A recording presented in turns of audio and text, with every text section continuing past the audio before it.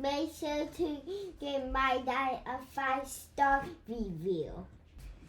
Make sure to like and subscribe to his YouTube. Thank you for listening and enjoy the show.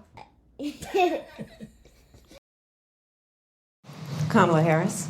Let's have a good debate. Have fun. She's a Marxist. Everybody knows she's a Marxist. Her father's a Marxist professor in economics, and he taught her well. I'm going to invite you to attend one of Donald Trump's rallies because it's a really interesting thing to watch. And what you will also notice is that people start leaving his rallies early. What they have done to our country by allowing these millions and millions of people to come into our country, in Springfield, they're eating the dogs, the people that came in. So let's talk about what is important in this race. It is important that we move forward, that we turn the page on this same old tired rhetoric. I probably took a bullet to the head because of the things that they say about me. They talk about democracy. I'm a threat to democracy. They're the threat to democracy. Donald Trump was fired by 81 million people. Clearly, he is having a very difficult time processing that. Hey, welcome back, Faithful Politics listeners and watchers. If you're watching our YouTube channel, I'm your political host, Will Wright, and your eyes do not deceive you. That is not Pastor Josh Bertram. That is my good friend and fellow podcaster, Corey Nathan, here with us today. He's the host of the Talking Politics and Religion podcast, an excellent podcast. If you haven't don't forget the without killing each other part. Or without killing each other definitely is the important part. So, hey, good to see you, Corey. You too, man. It's great to hang out with you. We got to do this in person really like soon. ASAP. Stat. I know. For reals. Yeah. I mean, if only you weren't in, the devil's armpit in California, How far away from DC are you? I am, depending on the time of the day, I can get to DC in about 2.5 hours. Okay. No traffic. Maybe so next time I'm in DC, I could kind of plan a day, meet in between, or maybe go over to Denver. Riggleman's his wife's they have the distillery, the Virginia distillery. So maybe we'll do an outing out there or something. Yeah, well, I mean, like actually, I would love to just meet at one of Trump's wineries. I just threw up in my mouth. Like maybe we could record an episode from one of Trump's wineries. That would be almost like a dream come true for me. Why? I have no idea. But you're killing me, man. You are absolutely killing me. But yeah, so you are here today, and we are recording this at least for Faithful Politics as a special episode, just to kind of recap the debate that everybody just saw, and I know that you and I, when we were talking about recording an episode like this, you suggested that we do it right after the debate. I'm glad we didn't because it was like 11 o'clock my time. Yeah. That is the one thing I miss about living on the West Coast is you all get stuff when there's sunlight out still, like don't even know how good you have it. Yeah. Super Bowls, debates, conventions. Yeah. There's definitely benefits to being in the right time zone. Comic-Cons. That's right. So I'm glad you're here. I'm looking forward to this.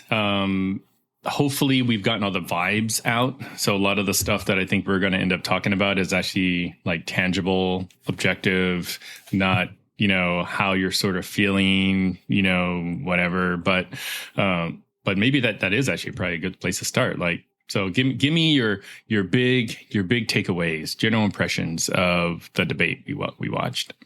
So one of the challenges is to remember what my thoughts were going into the debate, what I thought both candidates needed to do, who they were actually addressing, remember what my thoughts were during the debate, and then to keep that distinct from the various analyses that I read and that I see. I do try to get a diversified portfolio of analysis. Like I was flipping over to the Fox News feed post-debate, quickly went into the Sean Hannity feed or the Sean Hannity show. So I was trying to get as much of that as possible, along with CNN. I didn't get MSNBC, but I got CNN, ABC, and then today reading, the stuff that I gravitate to is like a lot of the Bulwark guys, a lot of the Dispatch guys, because they're lifelong conservatives that are they're not pro-Trump conservative. So that's where I tend to gravitate. But again, part of the challenge is to keep what my initial impressions were distinct from the analysis. And inevitably, some of that's going to leak through. But I'll tell you, during the debate, my impression was that the first 10 minutes or so, the first impression I got was the handshake. The first note that I wrote down was like totally ninja move on her part to go in for the handshake. Because it struck me as like she was setting the tone, and the tone was, hello, young man. I know you're a toddler, but this is what grownups do when they say hello to each other. It was like, and she wasn't going to have him setting the tone or, any formalities or lack of formalities. She was determined to do that. So that was my first impression.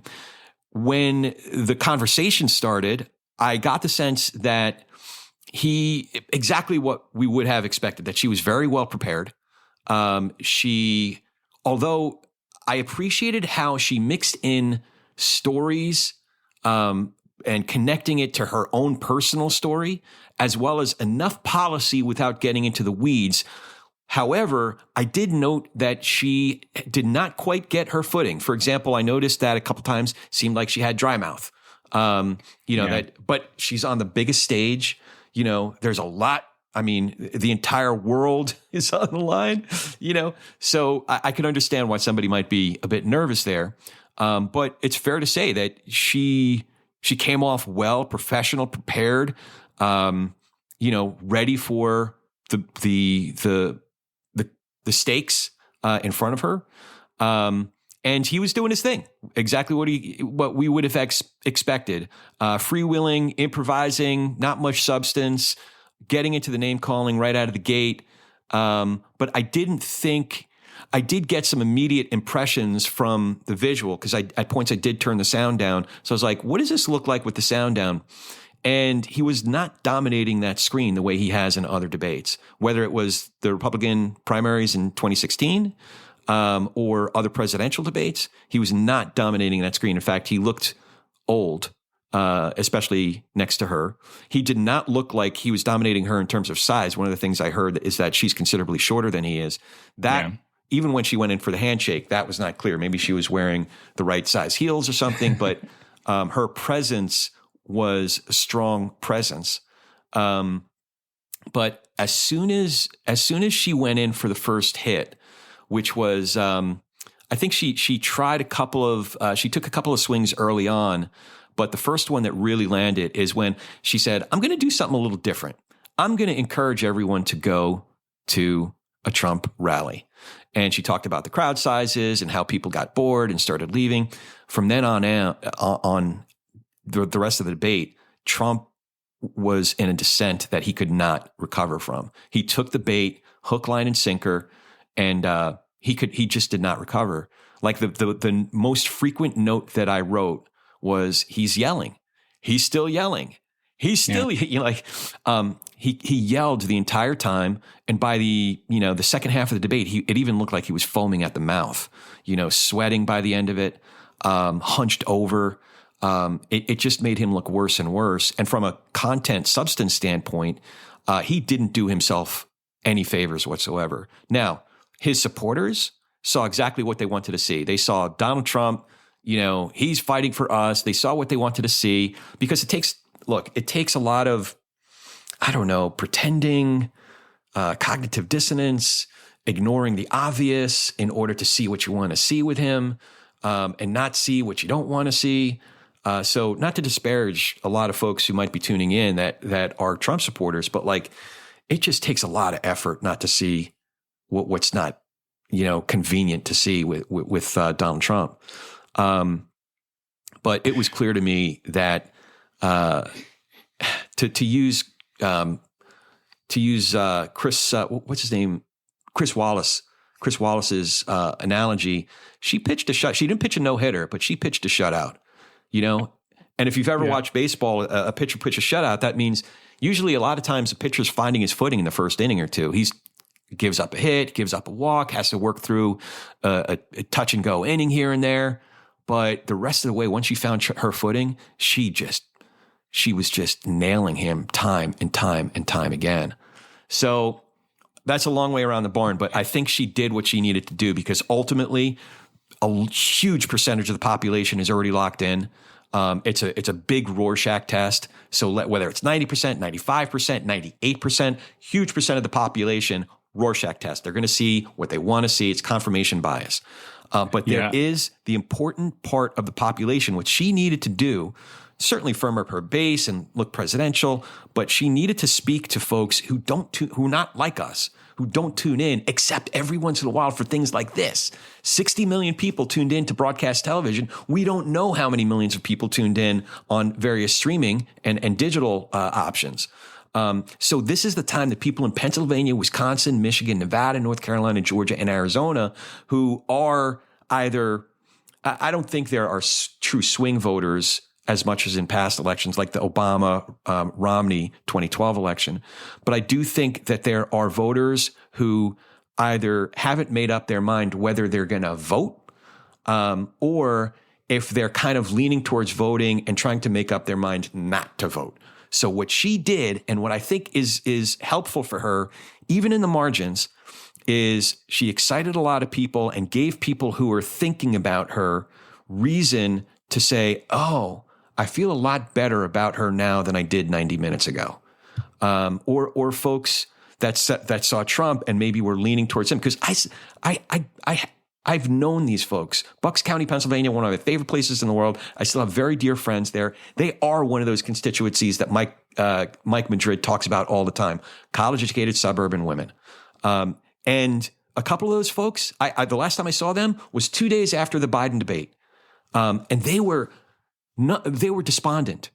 None of them were saying they could vote for Biden. One of them was even, after the shooting, after the assassination attempt, one was even saying, wow, I like the fight in that guy. I might even vote for him. I think that entire circle of people, about 12 people that I know, that fits into that description, in Bucks County, a swing, region, it's exactly the opposite now. So anyway, sorry to filibuster on you, but those are my impressions. It's really good. It's good to hear other people's thoughts about the debate I saw, because it kind of helps put my own opinions and thoughts about the debate into perspective, because I'm sure, just like yourself, you probably have a lot of friends, family members that are reaching out and be like, okay, so what did I watch and was it good? Or you got the folks and be like, dang, Trump just like ran all over Harris, or other people, Harris just ran all over Trump. And I don't know, like I'm kind of in the latter camp. I actually think that Harris did what she was supposed to do. And I'm somewhat cautious, or I should say I was cautious going into it, because, I've been hurt before. So I had pretty low expectations about, what she was going to do, because I do remember her during the primaries, and she did all right. I mean, out of all the people that she was competing against, she wasn't necessarily my top choice.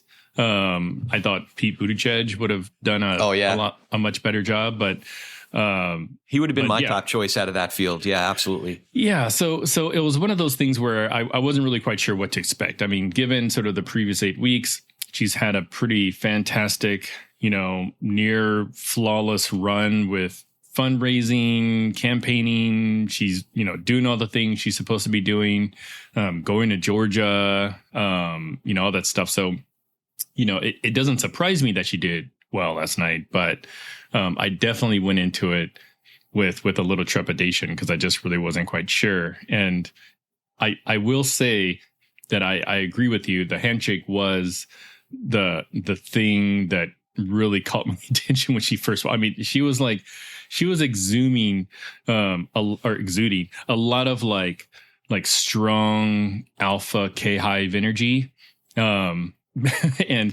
putting her hand out and saying, like, let's have a good debate. Yeah. And Trump, who's a business person, who is probably shaking more hands than you can count, understands the significance of being sort of the alpha in a business deal or a negotiation. Like if you go into that thing and you're a little bit like timid, you're going to be eaten alive. And I think that's kind of what she saw. So, big, impressions. I think Harris nailed it. I think she has set herself up pretty good. The polls on who won, I think, will obviously depend on where you're getting your news source from.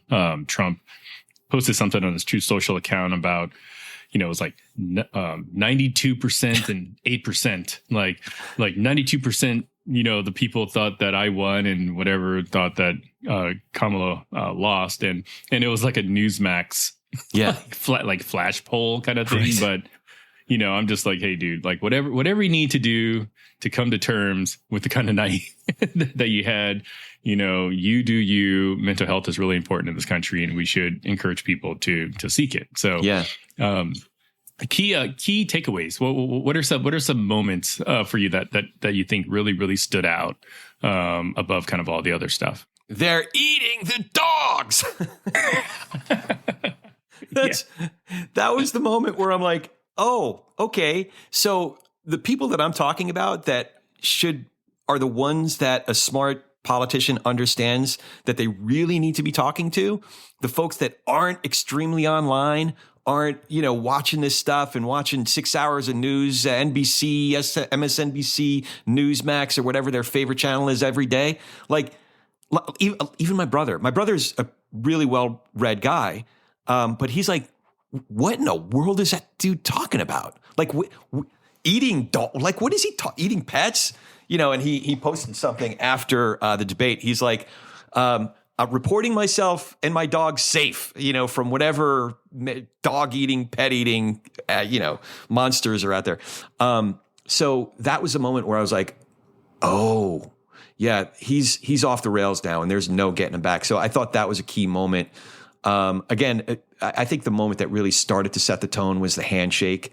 But when she set that first big trap that he took, that when she baited him with the crowd sizes, it was a big moment for her too when he went to their eating the dogs, because it's when her training and all of that experience as a prosecutor came out, where she understood that the jury is always looking at her. She understood that there was going to be a nonstop split screen. So her willingness to stare him straight down, but not in a, it didn't strike me, the way that she was looking at him didn't strike me as a put on of sorts, or like, like a really bad actor in a Western movie in a gunfight, it struck me as, oh, cats and dogs being eaten. Do tell, like sort of bemused. True. And at times like kind of worried, when you see somebody really losing it, like, I don't really care about you really, but like, just from a human perspective, you okay, dude? So she had somewhere between bemused and you okay, dude. But then her ability to go straight to camera and talk to the American people in so many different moments, and not just in demeanor and where she was looking, but in her message. Like, hey, here's where the rubber meets the road. When she first opened and she said, you're going to hear a lot of lies, so she was able to go back and reference her setting the stage. So that was, that was a key moment. I think that a lot of the rest of the debate hinged upon. Yeah. I was going to say, what's interesting about that moment that you mentioned was, it was the dog cat eating comment was in response, and the crowd size comment was in response to a question about immigration, right? Because there was a couple of there's more than a couple of topics, but the primary topics that I think the moderators try to get the candidates to talk about started with like abortion, immigration. They talk about like the insurrection, Israel, Hamas, Ukraine war, Afghanistan, racial identity, Obamacare, climate change. Those are like the ones that I jotted down. So in my mind, I think like this is how you can tell that Trump did not prepare, because immigration should have been Harris's weakest like area. And if there's any sort of preparedness, Trump should have at least just had a canned response when the moderators start talking about immigration and just go off, hey, the flip-flopping, how come you haven't visited the border, all the those were layups for him. Yeah, and if he was smart, he would have found a way to incorporate the SAVE Act into the conversation because, I guess it got pulled today, but, the Congress is meeting to try to fund the government for next year. And they were going to attach the SAVE Act passing as part of a CR. It got pulled because apparently there weren't enough people supporting it. But it's like, what an open opportunity for him to lay it on, daylight some of the stuff that is really, really weak for Harris. And he just completely botched it. Yeah. I thought another key moment, the one that I wrote down as the best line so far, she said Donald Trump was fired by 81 million people, and clearly he's having a hard time processing that. And then she went into a whole set of arguments, including world leaders. And his response was, no, world leaders love me. And who did he bring up? Viktor Orban.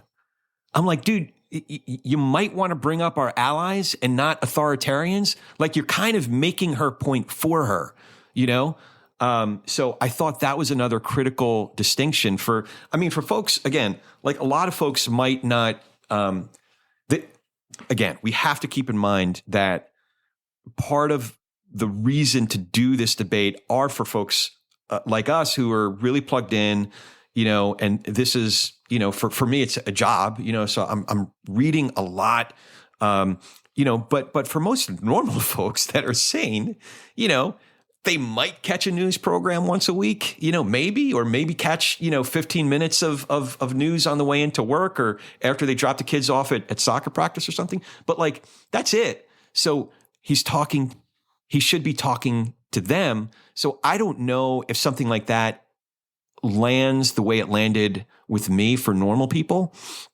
But I did think it was significant. But her line leading into that, regardless of how plugged in folks are, does make a lot of sense because anybody can see just in passing how unhinged this old man is. So for her to say Donald Trump was fired by 81 million people, and clearly he's having a hard time processing that. So it elicits the sense of pity, even. Yeah. How do you think the moderators did? So I had a very different impression than what Trump and his supporters seem to be claiming today. What I noted was that every time that he wanted to filibuster, they turned his mic back on and they let him talk, seemingly without a timer. She had no problem just letting it go most of the time. There was 2 times, I think, that she did want to rebut what was said, and they just did not allow her to reply. Now, I thought that was okay because I didn't think whatever she was going to say, it wasn't going to move the needle one way or the other. And she was perfectly nimble enough to move on to the next thing. So to me, that wasn't a big deal. But for that, because like I said, I was tuning into Hannity as well. One of the first things he said, it was 3-on-1. I'm like, dude, if you're complaining about the refs, you have lost the debate. You've lost the debate if you're complaining about the refs. So yeah, that was I thought that they did a fine job. I thought in terms of the fact checking, I thought that they were fairly restrained because if you spent the entire time as a moderator fact checking with Donald Trump, you wouldn't get past the first question because he's so, I don't know if you can call it talented. He's so talented at fitting so many lies within any 15-second segment, right? But I thought I think it was 3 times total that they did a fine job of a 5-second. The sheriff or what have you in that town in Ohio has no credible evidence of dogs being eaten, or I think there was one about January 6th, so there was 2, maybe 3 where they pushed back on him. The complaint is, they didn't correct her. Like, that's because there were a couple places where I think if you wanted to get in the weeds and say that she fudged, like bringing up find people on both sides, right? So, and you're aware of it. If you look at the rest of his talk, he did try to clean that up within the same speech that he wasn't talking about the neo-Nazis. So they could have done that, but I don't know. That doesn't seem as significant as like there's no credible evidence of 2020's election being stolen. You know? Yeah. And the frequency and the volume of his lies, like they had to do it 2 or 3 times. I think they picked their spot very well. They did it in such a way where it didn't take up too much time. Yeah, I agree. I think the moderators did the best they could with what they had. And their choice not to fact check every single item was, probably a good move in the sense of you can spend a lot of time on the nuance and turn that fact check into basically just the question or the topic, So like with the, both sides thing, I actually posted something on social media just today about like, hey, like I think a lot of people think Trump's a racist and definitely doesn't hate the fact that white supremacists like him, but on this particular issue, like he did actually say, like white nationalists are bad people or whatever. So, so it's okay, like point for Trump, fine. But I got the sense from the moderators though that they were fair. But they were definitely softer on Harris. Like, I don't necessarily think that they were attacking Trump. I actually think they gave him some pretty good softballs. Yeah. that any gifted speaker, politician, what have you, would easily be able to capitalize on that. But I don't think they were going after Harris. Or at least holding her accountable in the same way they were Trump. And there was a few things that really kind of caught my attention. Like, they could have pressed Harris more about her position changes on certain issues. I know for me personally, I was kind of looking forward to hearing what she had to say. I've seen her try to answer that before, and there really hasn't been any, good answer to it. I mean, even if she had said, hey, like, look, I had these views when I was a progressive in California. I want to be the president for all of America. And I realized that my current views weren't compatible with where everybody is politically in the country. Like if she said that, I'd be like, hey, that's a great answer. Like, yeah, I can stand behind that because when it comes to like fracking and all the other sort of issues that she's talked about. The other one was they had asked her, it was when they were talking about Ukraine and Putin. The moderators asked her if she had actually met Putin. And she, responded by talking about she's met with Zelensky and so 5 times or whatever. Yeah. Yeah. And the moderators didn't press her on it. They didn't go back and say, but the question was, right. Have you spoken to Putin? Much in the same way they did for Trump on the abortion question and like the national band. So I thought that wasn't necessarily great. And, even though I'm going to vote for Harris, but like, I like to hold my politicians accountable, whether I voted for them or not. I think they should have. I think that's fair. Actually, now that you bring it up, there's a few moments throughout where the moderators did follow up with the questions, whether it was a yes or no question that Weir followed up with, or an either or question that they pressed him on. And there were several moments, when Harris's answer was about positions that she did change on. And I think I forgot the other moderator's name. But when she asked about that very thing, and even said the framing, of course, is that your values haven't changed. And that was a moment where she didn't follow up, even though Harris said, I'm going to address every single one of those. And she really didn't. So I could see those were moments where they did follow up, even though Trump never gave the answer at those times, but they did follow up with him, whereas they didn't follow up with her. So I could see that. Yeah, and here's kind of another observation I made that isn't necessarily going to help me with any of my street cred on the progressive side, but like Trump, for the most part, was fairly respectful to Harris, like throughout the debate. He didn't call her a dog, or didn't like do like a woman or anything like that. So I saw that very differently. I don't think he was being explicitly disrespectful. I think he was acting in a way that bullies act when they are scared and intimidated. If you notice, he didn't mention her name. Not only did he not mention her name, he never looked at her. She was looking at him the entire time when he was speaking. At times when she was speaking about him, she looked over to him and addressed him directly. She said Donald Trump. She said the former president when Donald Trump was serving in the White House, or she addressed him directly. He never mentioned. He referred to her third person, pronouns, or them, when he was referring to the administration, but certainly never looked at her. He was looking down, scowling the entire time. He could never look at her. And that's like I've seen some analyses that assess the narcissistic kind of tendencies that he shows, the neuroses that he's been displaying, that comes with those conditions, that in order for him to be kind of like his version of okay, he almost can't acknowledge her existence, especially when he's being dominated the way he was. So I don't know. I don't mean to get too psychological on it. Yeah, but no, I think that's interesting, because it's almost like he didn't go out of his way to insult her because he would have had to respect her as a human, kind of thing, and that respect would be shown by at least like looking, acknowledging her, and recognizing that I don't know that she's an actual person. But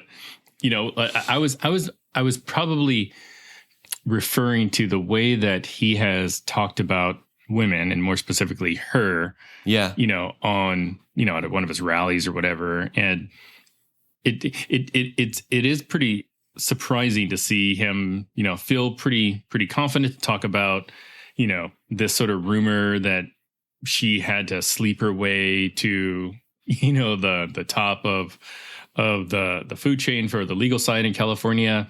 But he didn't bring any of that up. Like, he wouldn't have hesitated if Hillary were there, and from what I recall from the Hillary debates, like he went there on a number of occasions. I think there was one moment where he kind of did something, you can kind of call it disrespectful, but he did the, wait a minute, I'm talking now, if you don't mind, please. Yeah. And said, like, does that sound familiar? And I actually had to sort of like look that up, because I was seeing that particular line was getting a lot of play. I was like, where's that from? Like, and it was from, her debate with Pence, 4 years ago. It was also from a speech that she gave where Palestinian protesters or protesters that were protesting for Palestinians were at one of her speeches in Michigan. And she just stared them down.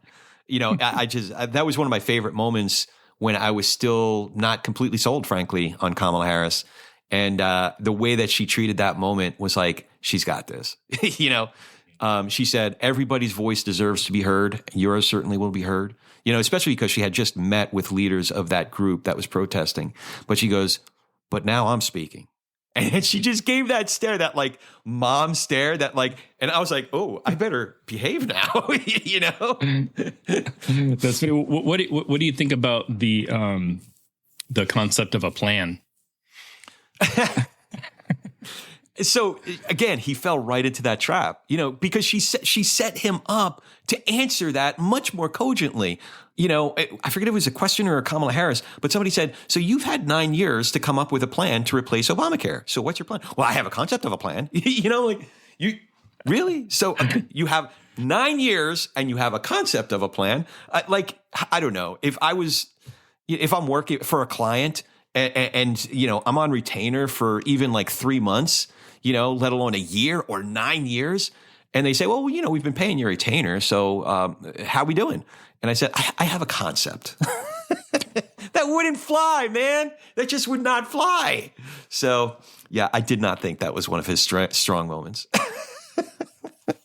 Yeah, that's and why do you think he did not just hammer the immigration issue, or something that he mentioned in their closing statements, which if I were him, I would have been doing it the whole time, but just, hey, you've been in the White House for 3.5 years. How come you haven't fixed all the problems that you're proposing to fix if you become president? Right. Why do you think he never went there? So again, easy layups that he just completely missed or never took in the first place.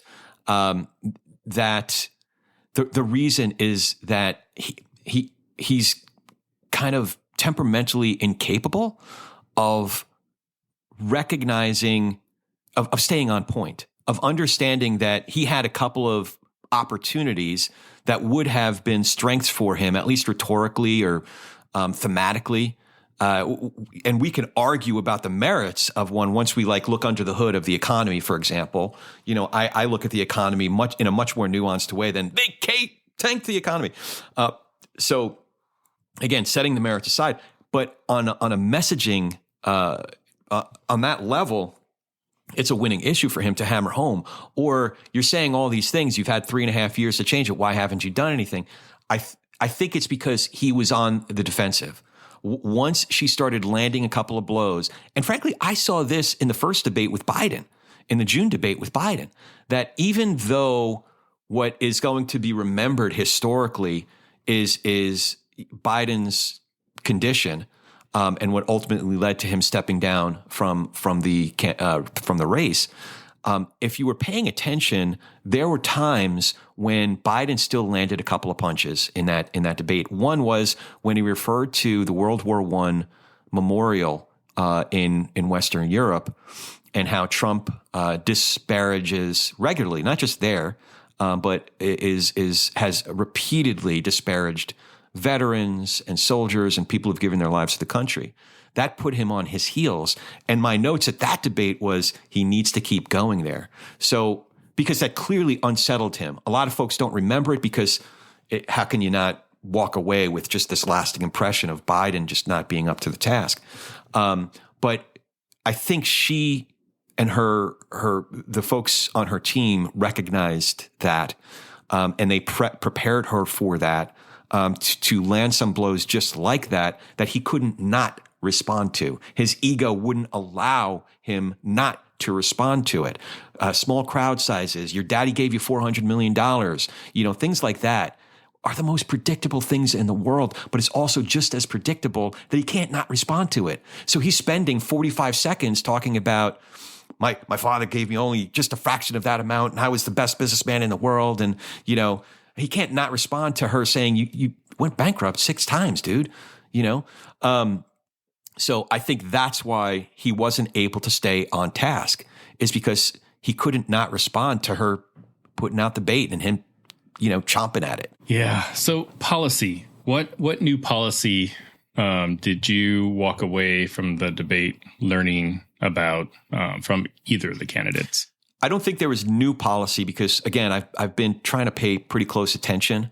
So I think she has been able to reiterate and add some layers to what she's introduced from the get-go and then expounded upon in the DNC speech, in her acceptance speech. So there are certain things that I'm picking up on. For example, lethal fighting force. When she says lethal, that's something that you would have heard up until about 2015, most Republicans using the word lethal when they're talking about the military. That's not something that typically would come out of a Democrat's playbook, right? But lethal fighting force stuck with me. I think her way of talking about Israel, uncategorically saying defending Israel's right to exist, providing Israel with the tools that it needs to defend itself, while also saying it is a tragedy, is a travesty, it's an atrocity that so many Palestinian citizens have been killed in this conflict. So holding both of those, and I'm a Jew, dude. I'm Jewish. I have family in Israel. I stay in touch with over these, not just since October 7th, but they've been there since the late 70s. So this is a very, very personal issue for me. But yet, the cousins that are my age, they grew up with Palestinian neighbors.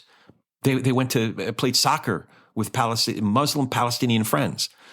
So to be able to keep both things at the same time, Israel's right to exist, Jews' right to have a home in the Middle East, as well as this can be a pluralistic society and the humanitarian side of it. So that was one that stuck out for me. But also there are a couple others.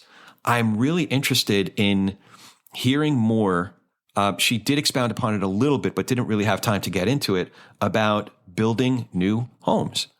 One of the ways that we can address the housing prices, both housing costs as well as homelessness in certain cities, build more supply. But it's also very strategic because, again, one of the key voting blocks is Latino voters. And I need to go back and read some of Mike Madrid's studies on this. But a lot of second and third generation Latino households, there is a significant percentage of households that have at least one family member that's in the home building industry. And I'm not talking about 5%, 10%. I'm talking about, if I said 80%, I don't think that's an exaggeration. So she's not only addressing a problem with a very doable solution, she's also, it's very strategic as well. So those were a few of the things that stuck out for me. Yeah, I would agree. I think the debate was pretty skinny on any sort of substantive policy conversations, which, I mean, to be honest, in a 90-minute debate, like, if you really want to put people to sleep, like, talk about stuff like that. Yeah, like, where does a $50,000 tax break for new businesses come from? I mean, that caught my interest, but like that, I'm going to read a white paper about that. I'm not going to watch a debate to hear, the wonkiness of it. Yeah, and there were a few things that I really wish they went more into. Again, immigration. Really wish they just kind of hammered that home because, and they did touch on it a little bit with regards to, hey, Senator Langford, Republican, created this bill, bipartisan bill, which would significantly help the situation at the southern border. Trump nixed it, said, yeah, I don't really like it. It'll be a bad win in an election year kind of thing. And then they threw it away, but it would be nice just to kind of hear a little bit more about, okay, so what's the plan now? Like, do we just keep pointing and saying it's Trump's fault? Like, because that's only gonna get you so far. I think I heard her say that she would sign the Langford bill or some equivalent of it on day one. Yeah. So I think she's still very supportive of that framework. And, the Trump really kind of missed a mark on some of the policies that he's been advocating for, and these are policies he's been advocating for in the past, like 2 weeks. So I wouldn't necessarily say that, he's fully committed to these ideas. Within the last 2 weeks, he's changed his views on abortion a couple of times. But, he's come out with some policies that when I mention them to people, they're like, oh, that's not a bad one. Like, there's one about free IVF to fertilization. I'm the best president ever for fertilization. Yeah, and what's funny is we recently spoke to an actual IVF doctor who performs IVFs, does all kinds of stuff like that. He, played a part in the bill that's currently sitting in the House to, sort of restructure, help folks that are trying to have kids. It wasn't necessarily a partisan conversation, but he's like, hey, like, if he could do that, great.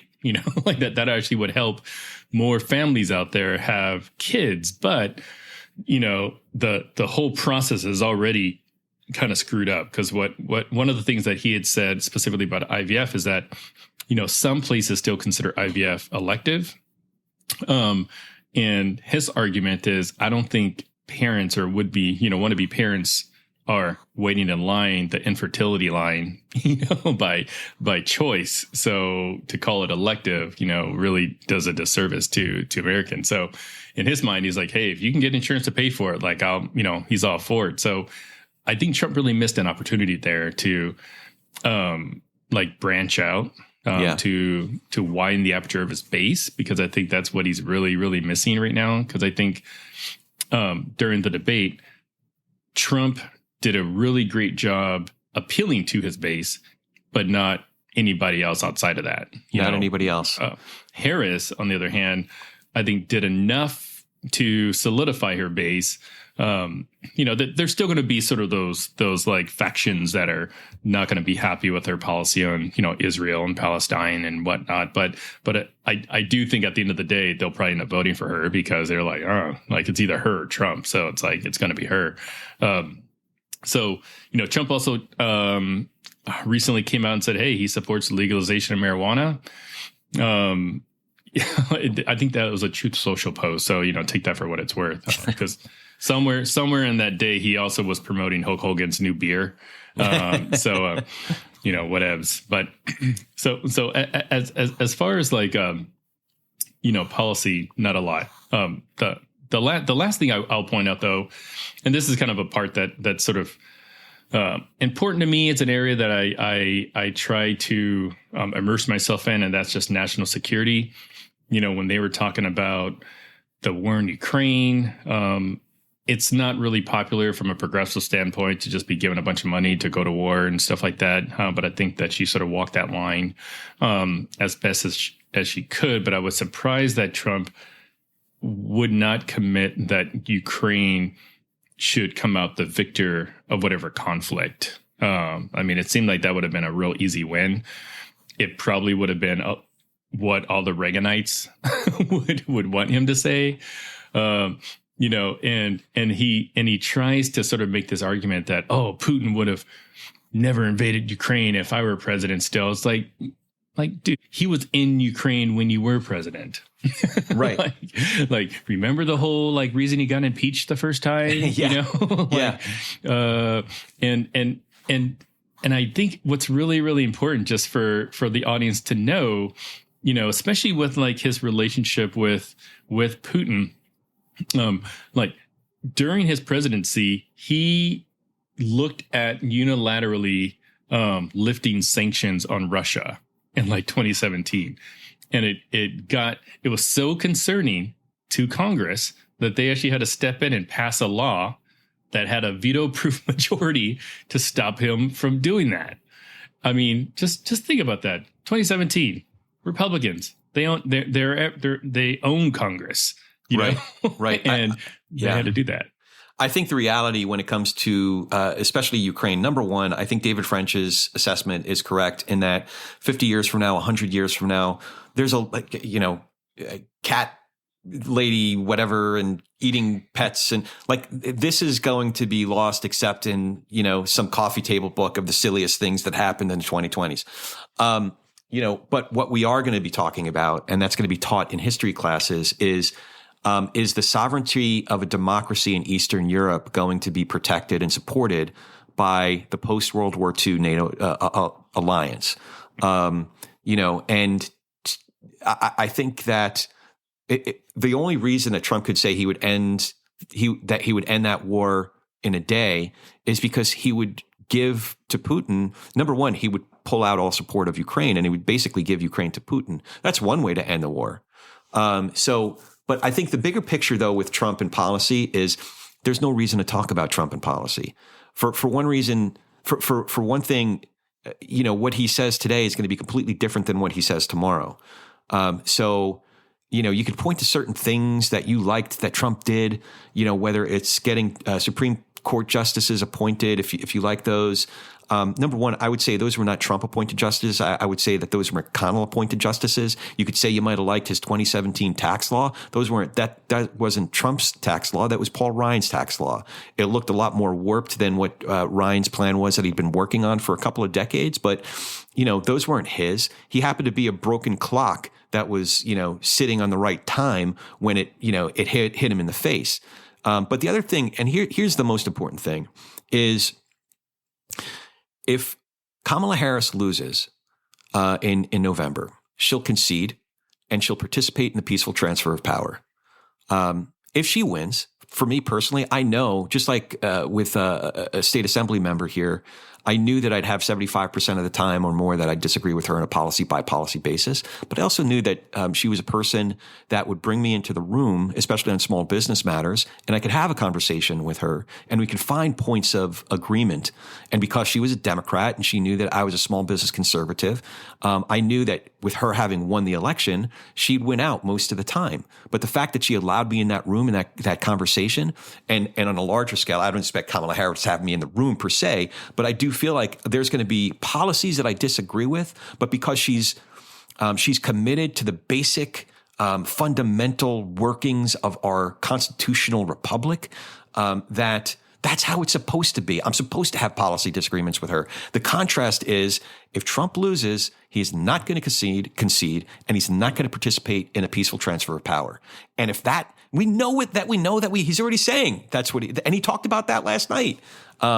That being the case, there's no reason for us to talk about policy. That's the only policy.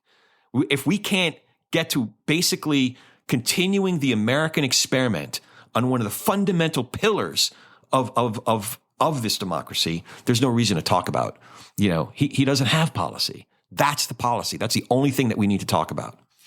Yeah, it's funny. I was telling somebody the other day that no matter who wins the election in November, Trump will claim that he won.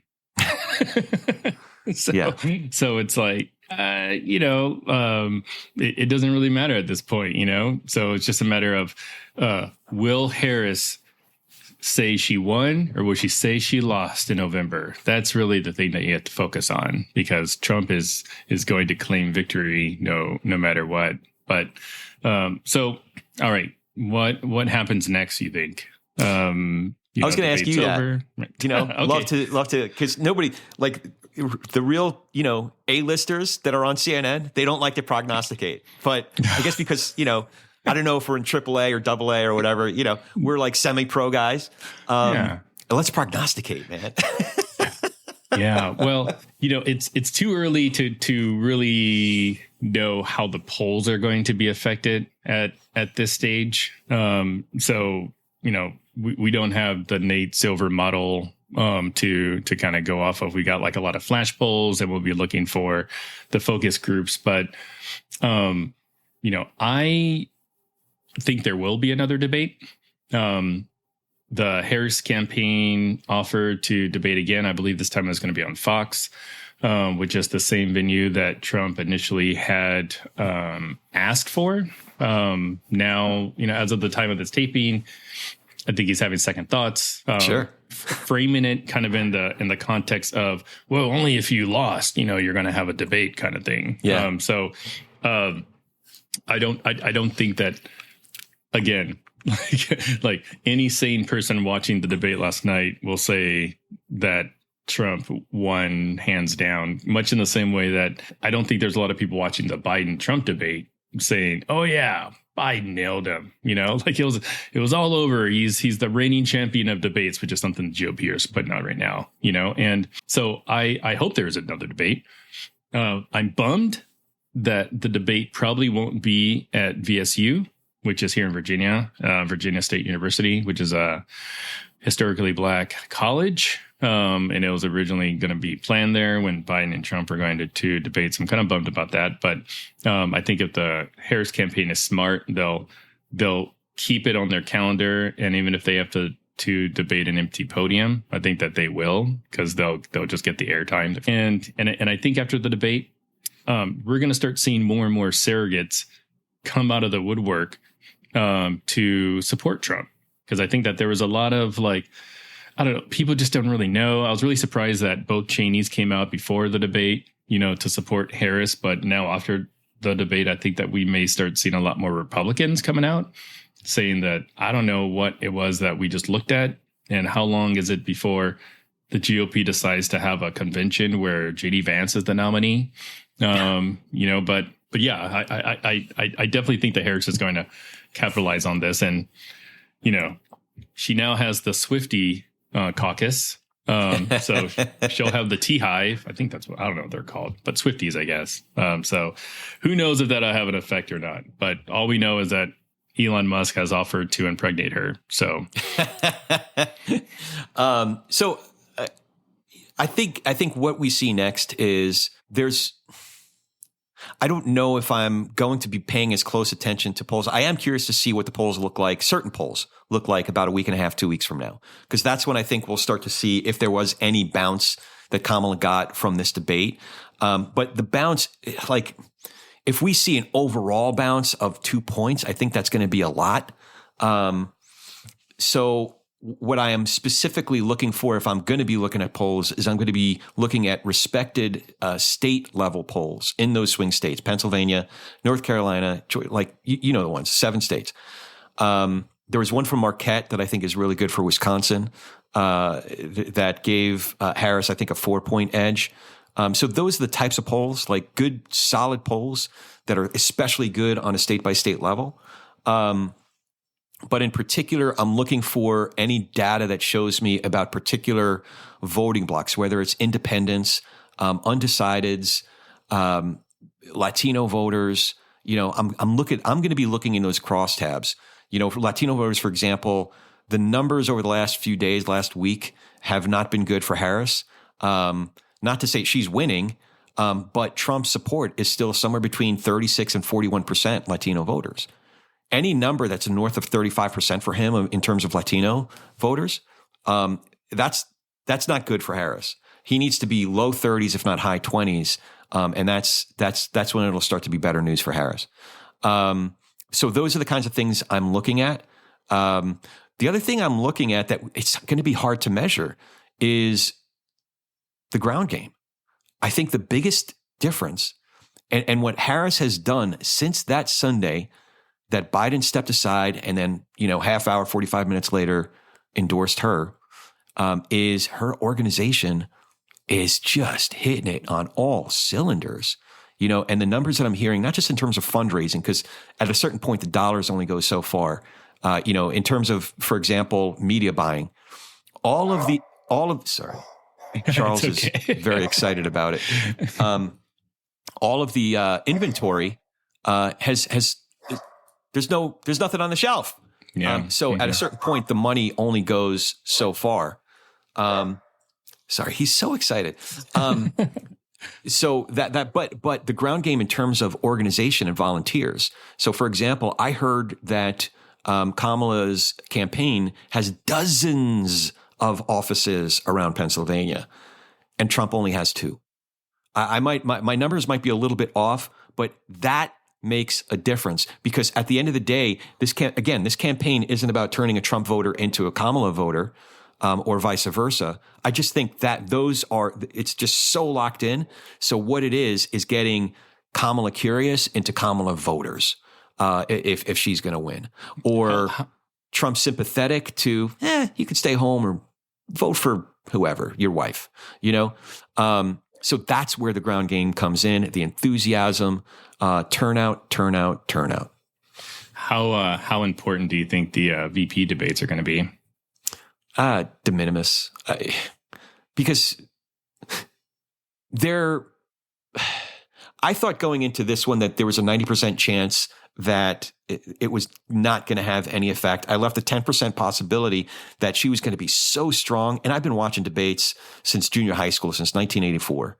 And this is the strongest performance that I've seen in a presidential debate.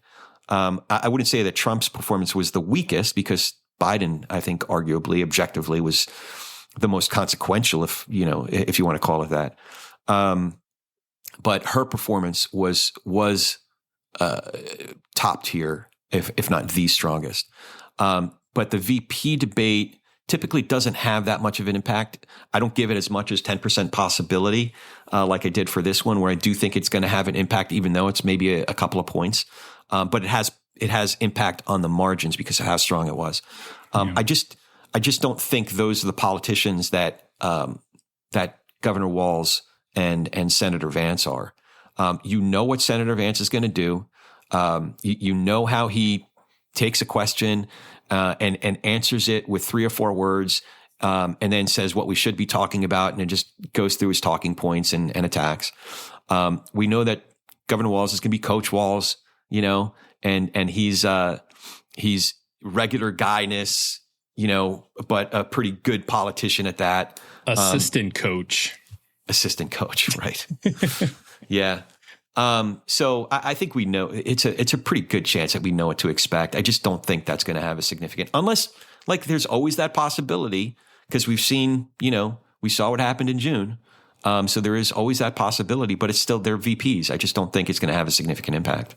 Yeah, I think, because this is an election year where Trump is on the ballot, we should be, open to just about anything. And I predict that, Vance is going to do a lot better in the debate performance than Trump did. Oh, yeah. And Trump is going to kick him off the ticket. Oh, interesting. And RFK Jr., come here. You're going to be my new VP. So, that's a hot take. I'm trying to think outside the box, because, when we think inside the box, we always get surprised. So I don't really want to be surprised this year. Yeah. But hey, thanks so much, Corey, for stopping by and chit-chatting and scratching all my little political punditry itches. Who do you think is going to win? The debate or the election? The election. Who do I think is going to win? Is this what they call a pregnant pause? It's like 9 months pregnant, dude. I'll say it. Harris is going to win, hands down. I like her chances, especially after last night. I like her chances, and because everything I'm talking about, I think it's going to be won on the ground game. I think this election's going to be won on the margins. A couple of key states are trending in her direction: Michigan, Wisconsin. Pennsylvania is a coin toss, but that's the one that's going to be won on the margins, and where I think enthusiasm and ground game is going to tip the scales. If she wins Pennsylvania, I just do not. I think this year's North Carolina is this year's Georgia. I could see him winning Georgia, but I could see her winning North Carolina. Really? I would think Georgia would be more of a gettable state than North Carolina. And I only say that because, number one, Trump is already doing his, hey, don't do mail voting kind of thing. There's already 2 Democrat senators there. Yeah. And, it's like at this stage of the game, where you spend money is really important. Like you said about Pennsylvania. Well, they just had a rally in Georgia. Their former lieutenant governor basically has endorsed her. So I think they're expending a lot of capital in a state that, I would hope they would think is gettable, or else why spend money there? Because I don't think she's done a rally in North Carolina yet. That's just south of me. So yeah, don't get me wrong. Georgia is definitely winnable for Harris, because statewide elections have been won by Democrats, time and time and time again. I'm also watching because the strongest politician with the strongest infrastructure in Georgia is Governor Kemp.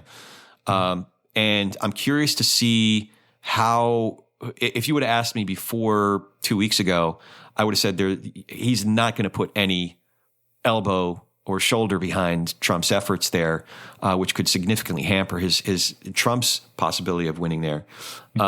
But now I'm not so sure. I'm not so sure how much Kemp's going to be helping him, or his political machine's going to be helping Trump. But again, we've had plenty of evidence, certainly since 2020, that Democrats can win statewide elections there.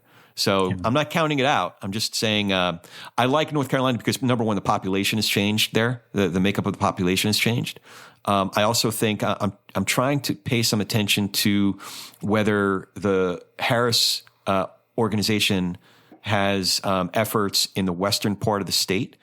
So anyway, we're getting into the weeds now, but Pennsylvania, it's going to come down to Pennsylvania, and I like her organization in Pennsylvania. Well, I guess we'll see, and we'll have to link up again after the VP debates. But thanks again, Corey, for everything, man. Sounds good. Great talking to you. Yeah, definitely. And just as if people don't know already, how can people find your show? Oh, I appreciate that. Easiest way to find us is our website, politicsandreligion.us. It's politics and with the end spelled out, politicsandreligion.us. Or you can find me on most of the socials, Twitter and Threads and Facebook and LinkedIn, and Corey S. Nathan, Corey, S as in Sam, Nathan, @Corey S. Nathan. Cool. Awesome. Well, yeah, thanks again, Corey, and thanks to all of our audience for stopping by and listening to us talk for an hour. And as always, make sure you keep your conversations not right or... Hey there, Josh Bertram here, faithful host of the Faithful Politics Podcast. I want to let you know about a compelling new spinoff, the Faith Roundtable, where I'll be interviewing top faith leaders, theologians, and scholars to unpack the pressing issues that are shaping the church in America today. We'll dive into topics like faith in public life, social justice, and how we can engage our communities more effectively. Make sure you don't miss any of our enlightening conversations by subscribing to it on our YouTube channel. Join me at the Faith Roundtable, where deep discussion meets thoughtful insight.